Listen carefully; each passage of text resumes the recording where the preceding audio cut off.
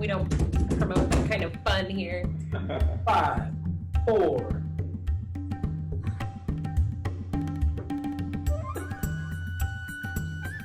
What's going on, everybody? Hey! Welcome to Hoppy Hour. We've got one of the oldest breweries in Alabama with us today, Good People Brewing Company. Not only is this brewery near and dear to our company's hearts, but for me personally, this is the one I cut my horns on. So here's looking at you, good people. Jason Malone and Michael Sellers, good friends of mine, great friends of the industry, and really have been able to do what a lot of people before them tried to do in Alabama. Believe it or not, but it wasn't always easy to sell craft beer in Alabama.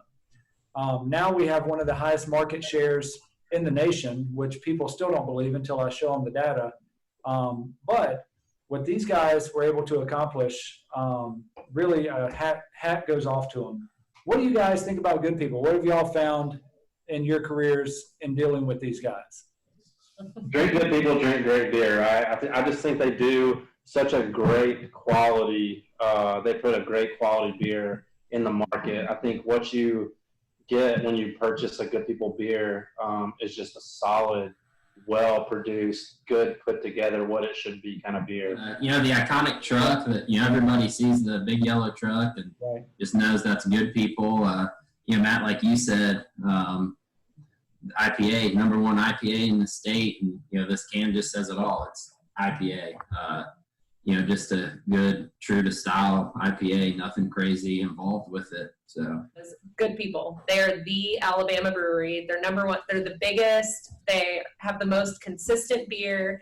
And the first thing we tried was actually the Good People IPA. But on the can, it says legally brewed since 2008. So my understanding that these guys were brewing, obviously, before it was home brewing was legalized, and then kind of blew up. They got Good People started, and instantly became one of the original craft breweries in the state. So that makes them the oldest, over a decade of brewing legally in the state. And then not only are they the oldest, but they're still currently the largest, producing over 25,000 barrels annually, which is pretty impressive. I think that puts them in the top 150 in the country as far as craft brewing goes. The things that people don't see is, you see the brewery now down by the baseball stadium and all that. If you ever look behind what's Black Market now, the basement. Yeah. Every keg we sold, so this is before they were canning, every keg we sold, we had to go meet those guys. And Jason Malone and our guy who was picking up, sometimes it was me, I was on-premise manager actually, in Bobby's role at the time. Sometimes it was Brian Von Hagel, the Southside sales rep. We'd haul every keg up a flight of stairs and repallet it and put it on our truck and bring it back here. And just seeing how hard they worked just to get their dream accomplished. I don't care what industry you're in. If you want it and you're willing to work for it, it's out there for you. And these guys are a testament to that. Quality of product, quality of branding, quality of work ethic, and now we're looking at just continued success. And hopefully for the foreseeable future, they'll continue to grow with their brands.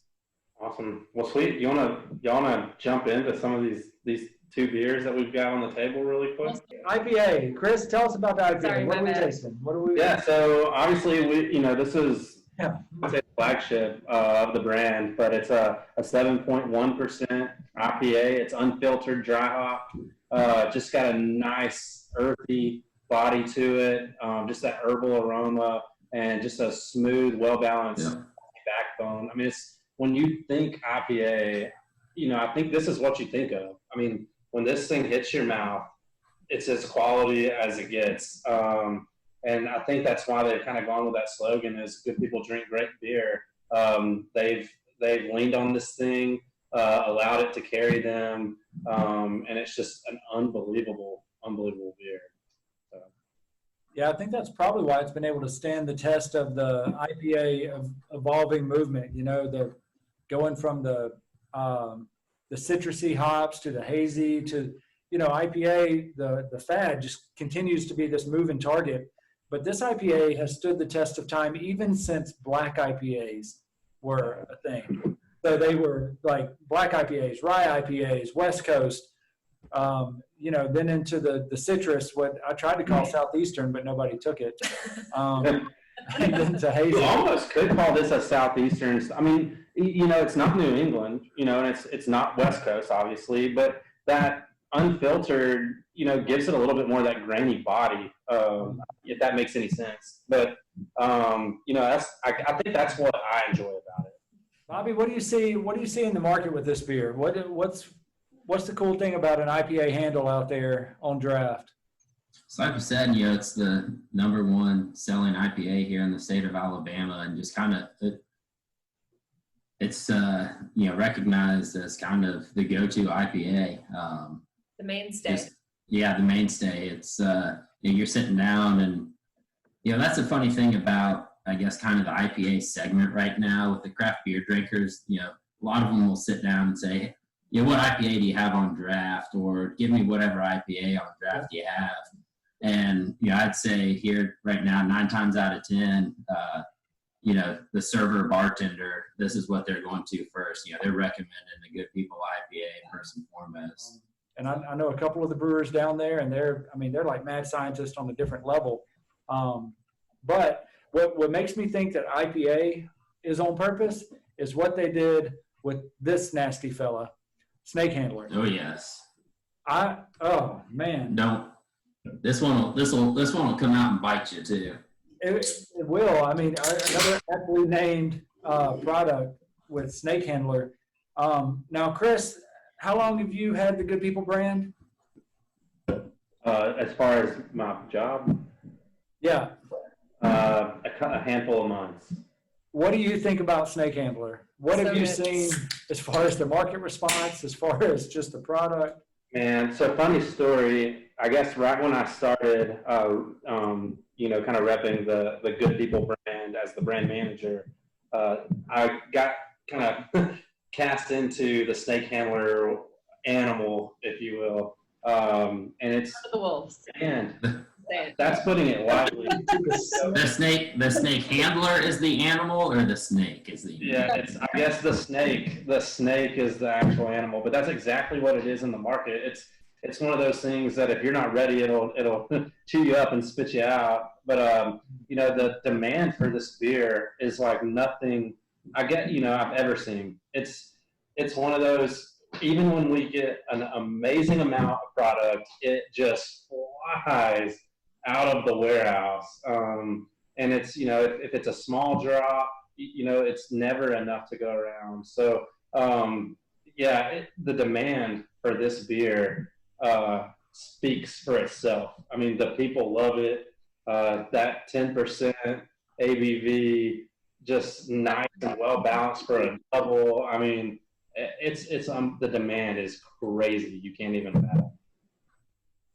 That's the thing. You just got everything going on with this beer. Citrusy, fruity, pine, spicy, pineapple. You just got it all going on with this beer. And I agree with Ricky Bobby that when you drink this beer, there's a lot of those flavors at the front, but then you get that biscuity and caramel at the back end that just goes it all out. And you drink a handful of these and you're having a really good day. What's your handful? For a double IPA, it's one of these beers. Go to the brewery, you guys have been to the brewery. It's an awesome place. And they've got Snake Handler on draft down there. I might have one or two and then look up and go, "Ooh, yeah, that's Snake Handler," but it's just an unbelievable beer that for a double, it's easy to drink and enjoyable. And I love it. And we used to joke, even managing the allocations required this calm demeanor and countenance about yourself, as though the old snake handler, like only a true sound spirit could handle the snake without him biting you. And that's really how handling this product is from a consumption standpoint and from our level of distribution, where we're allocating it out to the accounts. And man, if we lose our cool with Snake Handler, it will bite you. I know Chris learned that first round early on. So what'd that snake bite feel like, Chris? Not good. It didn't feel good the first time or the second time. But the third time's a charm. So currently it's out in the market. You can find it at a lot of your local grocers. Yeah, that's you buy your beer, they probably got it. You can also Once we get our bars back in full action, restaurants back in full action, it'll be on draft. you can find snake on draft year round. So That's right. Yep. The beer finder again. I know we pitch it every happy hour, but it's such an asset. And Bobby's right. When the bars and restaurants kick back up in a couple weeks, and you're curious as to where you can go get a pint of Snake Handler, check out the beer finder.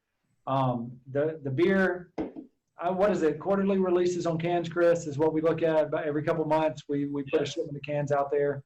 What do you think the reason for that is? I know the answer, but this is a quiz. Oh, geez. The thing is that this beer, when you get it, it's freshness. When you get it, you can't sit on it, and it's out in the market, and it's gone. It's made to drink instantly.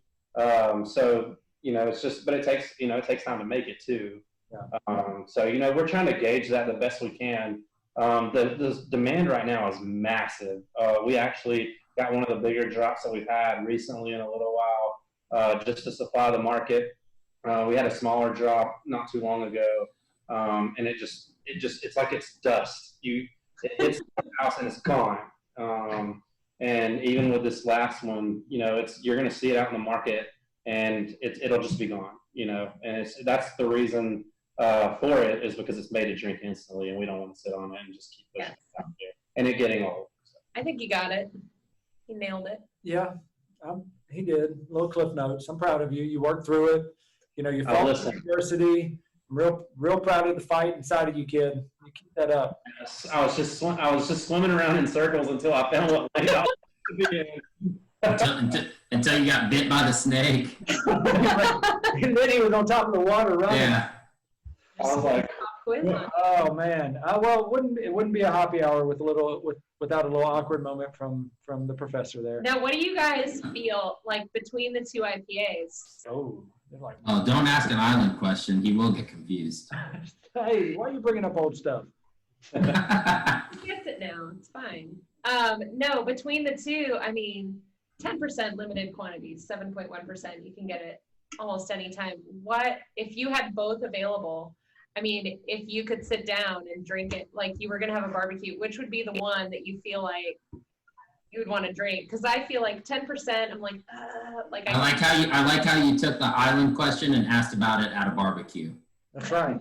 Yeah. So you're not way to spin it. There's no island. You're at a barbecue.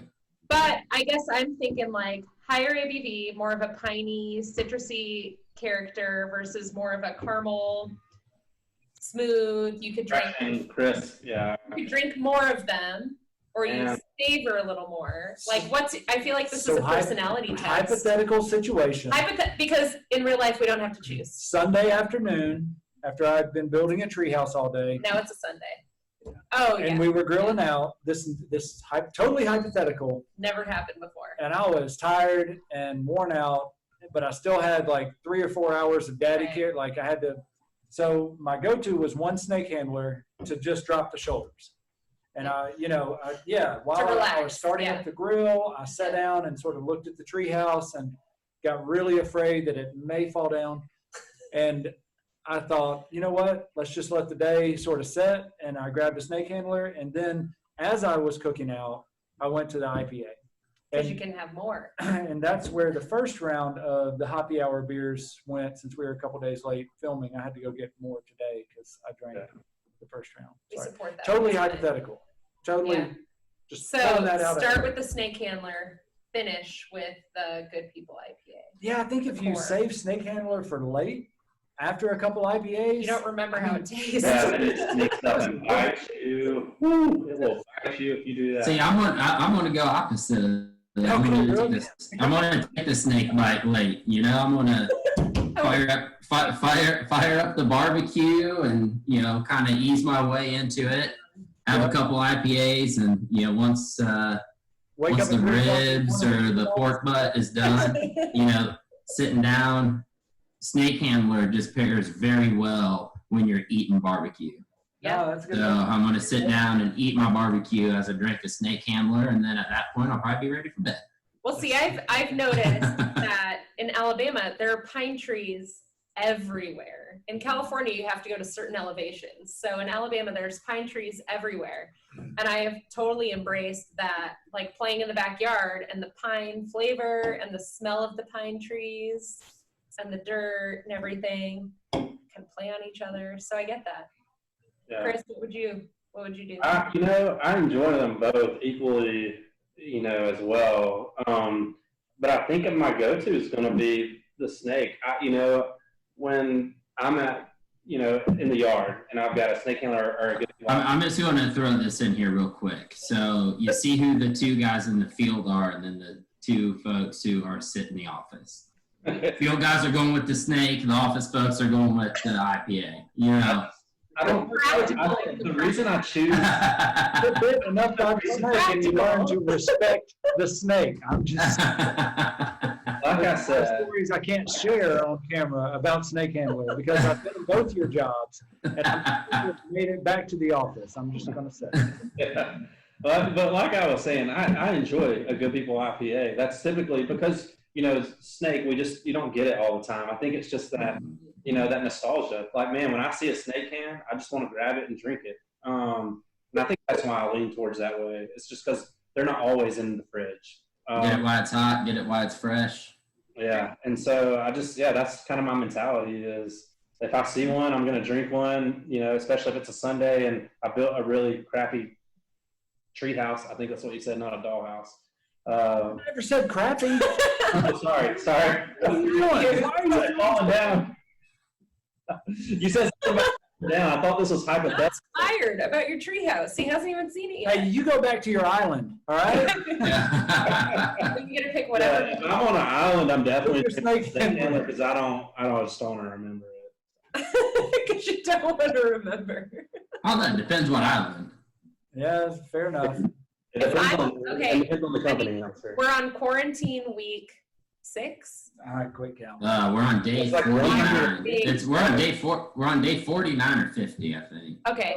So at this point, if it's an island, I'm there. I don't even need Yeah. beer. Just get me the island. Watch your mouth. I'll bring my laptop. Word association. Bobby, you go first. When I say good people, what's the first word that comes to your mind? Quality. Chris. Wait, what did you say? Oh my gosh. I couldn't understand it. Here Good we go people. again. When I say good people, what word association? One word. Ready, set, go. Who are you asking? You! I'm asking what Bobby said. I want to know what Porter said. I said quality. Okay, I just didn't want to say the same thing. I didn't hear. Because that was the problem. Yeah. Okay, I All see. right. No, you're good. Oh, that's what I would have said just off the boat was. When I say Alla, you Nobody's say on the boat. Bama. Alla. There's no Bama. Alla. Bama. All right. Ready. Here we go. Chris, take 3. Matt, you're on. good people. Awesome. Great word. Truly good people. One word? Because I want to say great beer. You say That's great. what I would have said. I mean, at this point, what are That's- rules? That's how my brain is trained. I hear good people and I think good people, great beer. Why did nobody say beards? I was gonna say Oh, Good beard. people, Yeah, great beard. Beards. Beard. Great No, beards. good people, great beard. beards would be a good one. Yeah, Beards. Beards. All the I waited beards. on a good one. But and there's finally had to only step in and 2 find beards left, right? This is what happens. I when- love- Oh, Sellers has got a really nice beard. Sellers has the It's of Sellers beard. No, Jason Malone's beard before he shaved it, like Yeah. it was like he'd been lost in the desert for 25 years. Found him. Hey, so I guess we'll wrap up with they do have a great portfolio. We've tried 2 of the best beers wonderful. Yeah. in the market, but these aren't the only great beers out there. Outside of this, what would you recommend somebody pick up? Outside of what you Muchacho. yeah. Yes, that's what Yeah, I what? want. It's Why light. it's while it's out there, we got a small release as we're talking about all these beards. There's a small release of Bearded Lady out there right now. Yes. So get it while you can. It's the swan song. Yeah, the swan song. Yeah. Yeah. We're sad to see it go. Yeah, for sure. Such a cool can. Anytime you can see a lady with a beard, you know, hey, you might as well pick her There, up. there she is. All right. Well, thank you guys for tuning in to Hoppy Hour. I hope you enjoyed it. I know we did. Big shout out to good people. Way to be pioneers, guys. You know, imitation is the greatest form of flattery. And there's a lot of imitators trying to come after you. Keep going. Keep your head forward. No knock against all the other craft brewers in the state of Alabama. We're very proud of what Alabama has put in the market. But I will say wholeheartedly, from an insider's point of view, the beer market would not look like it does today in Alabama without good people. Pioneers. Have a good one. Cheers, Jason Cheers. and Michael. Cheers to the brew crew down at 14th Street. We love y'all. Keep it up. And I think we had our biggest month ever. Is that? So Yeah. cheers to our team too. Way to go, guys. Biggest month ever. Yeah. Bye, guys. Stay safe. Drink responsibly. Handle snakes. Don't handle snakes. Just the beer. That's right. Yeah, just the beer. Yeah. Now I have to put a disclaimer.